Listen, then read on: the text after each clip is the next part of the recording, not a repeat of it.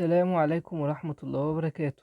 في كأس الأمم الأفريقية مباريات الدور الأول من المجموعة الأولى، منتخب الكوديفوار يفوز على غينيا بيساو بنتيجة 2-0 في المباراة الافتتاحية المليئة بالمفاجآت.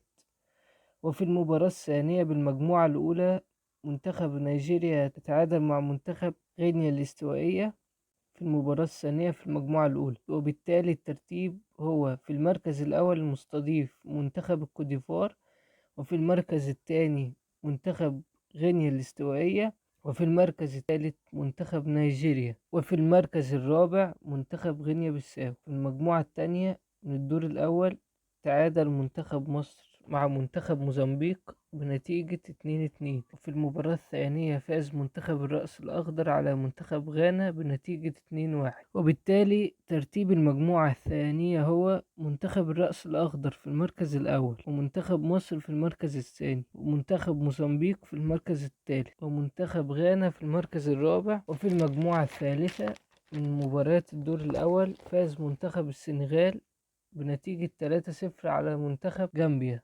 في المباراة الثانية في المجموعة الثالثة تعادل منتخب الكاميرون مع منتخب غينيا بنتيجة 1-1. وبالتالي ترتيب المجموعة الثالثة هو: في المركز الأول منتخب السنغال، في المركز الثاني منتخب الكاميرون، وفي المركز الثالث منتخب غينيا، في المركز الرابع منتخب جامبيا. في المجموعة الرابعة تعادل منتخب الجزائر مع منتخب أنجولا بنتيجة 1-1.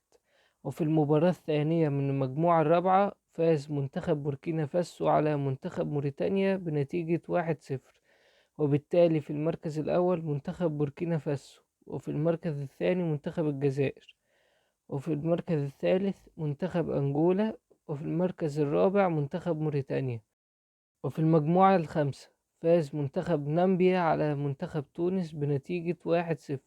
وفي المباراة الثانية من المجموعة الخامسة فاز منتخب مالي على منتخب جنوب أفريقيا بنتيجة 2-0. وبالتالي في المركز الأول منتخب مالي، وفي المركز الثاني منتخب نامبيا، وفي المركز الثالث منتخب تونس، وفي المركز الرابع منتخب جنوب أفريقيا. وفي المجموعة السادسة فاز منتخب المغرب على منتخب تنزانيا بنتيجة 3-0. وفي المباراة الثانية من المجموعة السادسة تعادل منتخب زامبيا مع منتخب كونغو الديمقراطية بنتيجة 1-1. وبالتالي في المركز الأول منتخب المغرب، وفي المركز الثاني منتخب الكونغو الديمقراطية، وفي المركز الثالث منتخب زامبيا، وفي المركز الرابع منتخب تنزانيا.